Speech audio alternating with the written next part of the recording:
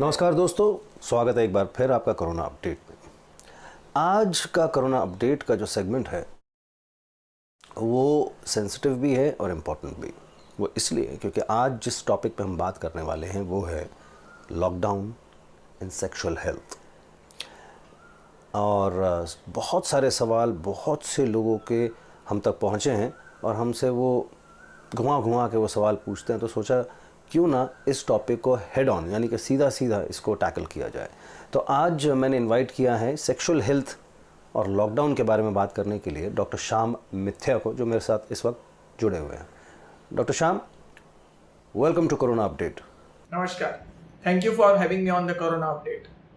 Doctor Shyam, पहला question straight on bang on. Lockdown की वजह से रेगुलर कपल्स में सेक्सुअल एक्टिविटी को लेके क्या दिक्कतें आ रही हैं according to you? Sexual life में हम लॉकडाउन की वजह से दो टाइप के रिस्पॉन्सेज देख रहे हैं। एक टाइप के पीपल ये हैं कि ये कपल्स को एक दूसरे के साथ टाइम बिताने का अच्छा मौका मिला है, लोग अच्छा टाइम बिता रहे हैं, इमोशनल इंटीमेसी इम्प्रूव हो रही है, कम्युनिकेशन इम्प्रूव हो रहा है। जो टाइम वो कभी स्पेंड नहीं कर पाए थे, आज लॉकडाउन के कारण वो एक दूसरे के साथ ज़्यादा अच्छा टाइम स्पेंड कर पा रहे हैं, जिसके कारण उनकी सेक्सुअल लाइफ में ज़्यादा इम्प्रूवमेंट आया है। इंटीमेसी इम्प्रूव हुई है, कम्युनिकेशन इम्प्रूव हुआ है एंड रिस्पॉन्स भी इम्प्रूव हुआ है। दूसरी टाइप के लोगों में ये पाया गया है कि ये कपल्स ज़्यादा स्ट्रेस फील कर रहे हैं। अब ये स्ट्रेस किसी भी चीज़ का हो सकता है। ये स्ट्रेस फाइनेंशियल स्ट्रेस हो सकता है या फिर इमोशनल स्ट्रेस हो सकता है, सोशल स्ट्रेस हो सकता है। ये पाया गया है कि बिकॉज ऑफ स्ट्रेस ये लोग का कम्युनिकेशन थोड़ा सा हैम्पर हो रहा है। लॉकडाउन के कारण बाहर नहीं जा पा रहे हैं तो फ्रस्ट्रेशन बिल्टअप हो रहा है, एंड ये फ्रस्ट्रेशन की वजह से या फाइनेंशियल स्ट्रेस, ये स्ट्रेस की वजह से दो टाइप की दिक्कत आ रहे हैं। एक तो इरेक्शंस में भी लोगों को दिक्कत आ सकती है या आ रही है, एंड डिजायर, जो एक इच्छा होती है, एक डिजायर होता है, उसमें भी प्रॉब्लम बढ़ रही है कुछ लोगों की। तो इसका ट्रीटमेंट भी काफ़ी आसान है। इसमें अगर हम स्ट्रेस पे अगर फोकस करें तो मिनिमम काउंसलिंग के साथ और मिनिमम मेडिकेशन के साथ ये जो टेम्पररी सेक्सुअल लाइफ अफेक्ट हुआ है वो इजीली उसको इम्प्रूव कर सकता है। उसमें कोई ज़्यादा दिक्कत नहीं है, it is completely and easily treatable. Doctor साहब, अब जो मैं आपसे पूछना चाह रहा हूँ इस क्वेश्चन पे, इस टॉपिक पे बहुत सारे मीम्स बन चुके हैं, बहुत सारे जोक्स आ चुके हैं और वो चल रहे हैं। दे आर ऑल फनी कि सेक्सुअल एक्टिविटी बढ़ी है, लॉकडाउन में लोग हैं, अब जनवरी में ज़्यादा बच्चे होंगे एंड ऑल दैट।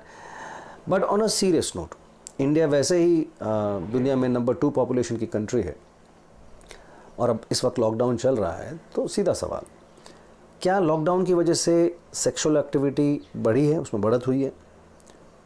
और अगर हुई है तो क्या इससे जो हमारी ऑलरेडी ओवर पॉपुलेटेड कंट्री है, क्या उसके बर्थ रेट में इंक्रीज या बढ़त हो सकती है?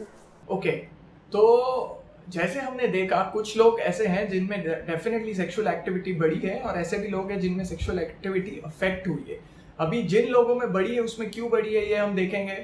तो ये लोग अपने साथ, ये कपल्स एक दूसरे के साथ टाइम अच्छे से स्पेंड कर पा रहे हैं, इक्वल रिस्पॉन्सिबिलिटी ले रहे हैं, वो चाहे वो काम हो, चाहे वो खाना बनाना हो, चाहे वो घर का काम हो, साथ में गेम्स खेल रहे हैं, साथ में गाने गा रहे हैं, साथ में एक्सरसाइज कर रहे हैं, साथ में प्रे कर रहे हैं। तो ये लोग अच्छा टाइम स्पेंड कर पा रहे हैं एक दूसरे के साथ, जो शायद पहले लॉकडाउन के पहले दोनों बिजी होने के कारण नहीं कर पाते हो, तो आज वो कर पा रहे हैं और उसका क्लियर डायरेक्ट इम्पैक्ट उनकी सेक्सुअल लाइफ में दिख रहा है। It is improving, emotional intimacy is also improving and sexual life is also improving. का सेकेंड क्वेश्चन था कि इसकी वजह से क्या बर्थ रेट इंक्रीज होगा। I don't agree to that. शायद 19-20 हो सकता है, बट इसके कारण डायरेक्टली बर्थ रेट बढ़ जाएगी ऐसा होना 19-20 हो सकता है। 1965-1971 के वक्त ऐसा लॉकडाउन हुआ था, उसके बाद इंडिया में बर्थ रेट इंक्रीज हुआ था।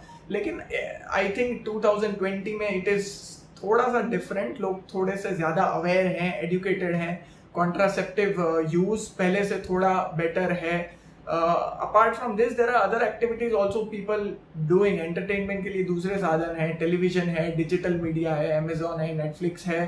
तो इसको छोड़ के दूसरे भी चीजें चल रही है, एंटरटेनमेंट चल रहा है, लोग घर से भी काम कर रहे हैं, आईटी इंडस्ट्री पहले से ज्यादा है, तो लोग घर पे बैठ के भी they are working from home, so it is not only the sexual activity but people are involved in other activities also.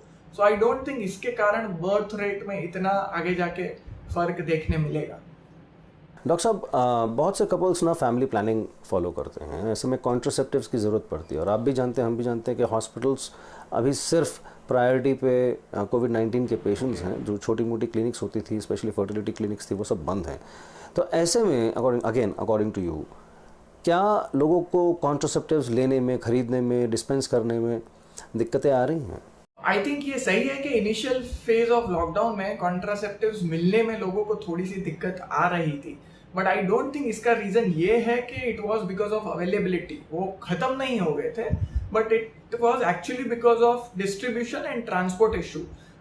Medical stores वाले जो भी स्टॉक्स है, जो भी कॉन्ट्रासेप्टिव का स्टॉक्स है, वो जनरली डिस्ट्रीब्यूटर से लेते हैं, और लॉकडाउन की वजह से ट्रांसपोर्ट में भी डेफिनेटली दिक्कत थी, तो डिस्ट्रीब्यूटर से वो प्रॉपर्ली डिस्ट्रीब्यूट ही नहीं हुआ था इनिशियल फेजेस में, जिसके कारण लोगों को शुरुआत में शायद कॉन्ट्रासेप्टिव्स मिलने में दिक्कत आ रही थी. But I don't think it was because of availability, या कि वो इतनी सेक्सुअल लाइफ और एक्टिविटी बढ़ गई और सारे कॉन्ट्रासेप्टिव्स खत्म हो गए थे, वो रीजन नहीं था. I think it was distribution and transport, ये रीजन की वजह से स्टार्ट में अवेलेबिलिटी में इश्यूज था, जो आई थिंक काफ़ी हद तक अभी रिजॉल्व हो चुका है. ओके डॉक्टर साहब, अब जो मैं सवाल पूछने वाला हूँ, ये जो हमारे दर्शकों का सवाल हम तक आते हैं, जो हमसे पूछते हैं, या मुझसे कहा जाता है कि मैं पूछूं किसी एक्सपर्ट से, उस फहरिस्त में, उस लिस्ट में सबसे ऊपर का सवाल है, और वो ये है कि सेक्सुअल एक्टिविटी और सोशल डिस्टेंसिंग का पालन एक साथ कैसे कर सकता है कोई? आई थिंक मैं ये क्वेश्चन थोड़ा सा समझाना चाहूँगा हमारे व्यूअर्स को.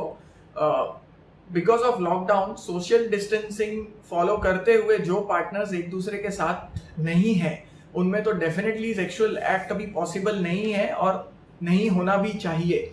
बट आई थिंक ये क्वेश्चन का मतलब ये है कि जो लोग घर में एक दूसरे के ऑलरेडी साथ में हैं, क्या वो लोगों को सेक्सुअल एक्ट के वक्त सोशल डिस्टेंसिंग फॉलो करने की ज़रूरत है?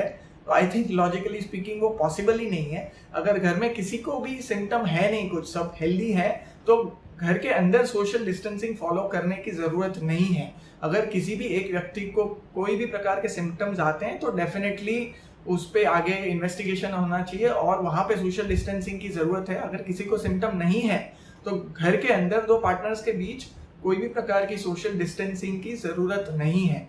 और रहा सवाल अगेन, जो पार्टनर्स एक दूसरे के साथ नहीं है इस वक्त, डेफिनेटली वो लोग के लिए अभी बिकॉज ऑफ सोशल डिस्टेंसिंग कोई भी प्रकार का सेक्सुअल एक्ट होना भी नहीं चाहिए, और आई थिंक हो भी नहीं रहा है.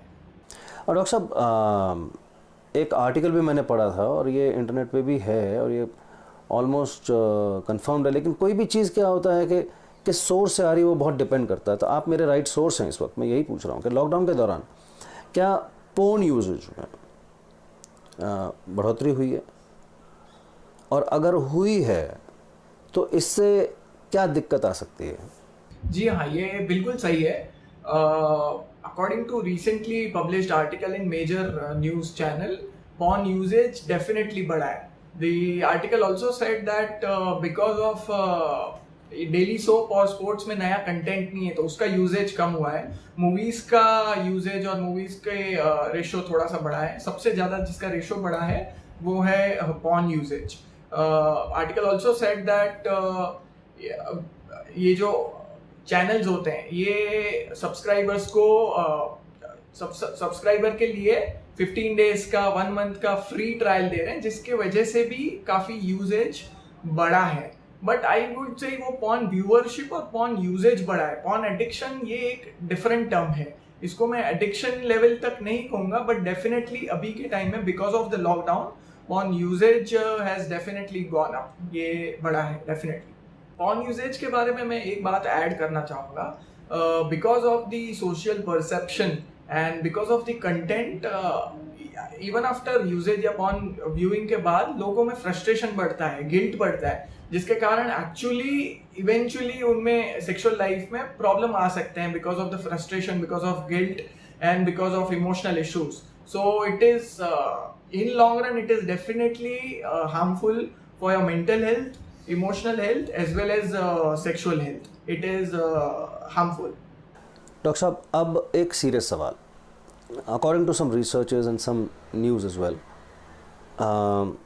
स्पर्म्स में यानी शुक्राणु में भी कोरोना वायरस पाया गया है, ऐसा क्लेम है, ऐसा रिसर्चर्स बताती हैं. तो मेरे दो सवाल.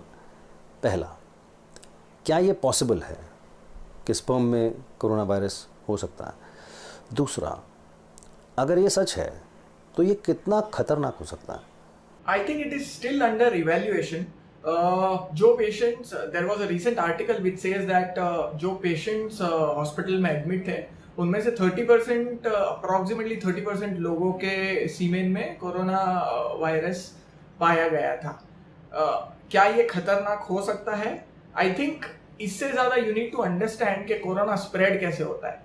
तो जो हमारा रेस्पिरेटरी सिक्रीशन होता है वो डायरेक्ट अगर किसी पर्सन के हम कांटेक्ट में आ रहे हैं तो उससे स्प्रेड हो सकता है, या रेस्पिरेटरी सिक्रीशन कुछ चीज़ों पे गिर रहा है, जैसे वो सब्जी हो गई या कोई चीज़ हो गई या हैंकरचीफ हो गया या किसी पे वो गिर रहा है, वो चीज़ अगर मैं उठा रहा हूँ और मैं वायरस के डायरेक्ट कांटेक्ट में आ रहा हूँ तो वो स्प्रेड हो सकता है. तो सेक्सुअल एक्टिविटी के वक्त एनीवेज अगर आप वो पर्सन के साथ इन्वॉल्व हो रहे हैं तो रेस्पिरेटरी सिक्रीशन इतना आप नजदीक में आ रहे हैं तो उसी से वो स्प्रेड हो जाएगा. वो स्पर्म्स की वजह से स्प्रेड होगा और आपको कोरोना होगा, वहां तक का तो पॉइंट ही नहीं आ रहा है. तो खतरनाक से ज्यादा आई थिंक आपको ये समझना ज्यादा जरूरी है कि वो स्प्रेड कैसे होता है. वो रेस्पिरेटरी सिक्रीशन से होता है. तो स्पर्म में अगर पाया जाएगा भी या पाया नहीं जाएगा उसका इतना ज्यादा सिग्निफिकेंस है नहीं. लास्टली मैं इतना कहना चाहूंगा कि कोरोना से डरने की जरूरत नहीं है. आप सोशल डिस्टेंसिंग फॉलो कीजिए, लॉकडाउन को अच्छे से फॉलो कीजिए, हाइजीन को अच्छे से फॉलो कीजिए. ये कोरोना खत्म नहीं होने वाला है. जैसे ही लॉकडाउन में थोड़े से रिलैक्सेशन आएंगे, हमको ये जानना जरूरी है कि हमने जो जो चीजें सीखी है, हमने जो हाइजीन सीखा है, सोशल डिस्टेंसिंग सीखी है, हमको इम्यूनिटी डेवलप करनी है, एक्सरसाइज रेगुलरली करना है, ये सब चीजें अगर हम आगे जाके अच्छे से कर रहे हैं तो हम डेफिनेटली इसको अच्छे से इस चीज से बाहर निकल पाएंगे. Well doctor Shyam, I know that you are crunched for time. आपने फिर भी अपना वक्त निकाला, हमसे जुड़े. मैं हमारी तरफ से ये डेंजरस क्वेश्चन है आपके लिए बहुत सिंपल क्वेश्चन, और जिस तरह से आपने जवाब दिया है, एक क्लैरिटी के साथ जो आपने जवाब दिया, मैं उसके लिए आपका थैंक यू कहना चाहता हूँ. Thank you very much. Thank you for having me on the corona update. Well दोस्तों, अभी सवाल और भी हैं, जवाब और चाहिए, एक्सपर्ट्स और भी हैं, टॉपिक्स और भी हैं, बहुत कुछ है. लॉकडाउन चल रहा है और फिर एक्सटेंड हो गया है. वेल मैं मिलूँगा आपसे कोरोना अपडेट के अगले एपिसोड में. तब तक आप अपना ख्याल रखिए, खुश रहिए, लॉकडाउन को एंजॉय कीजिए, सेहतमंद रहिए, क्योंकि सेहत है तो सब कुछ है. अब देखिए care world TV live streaming care world TV live app पर iOS और एंड्रॉइड पे उपलब्ध. www.careworldtv.com पे भी उपलब्ध है. कृपया सब्सक्राइब करें हमारा care world TV YouTube channel.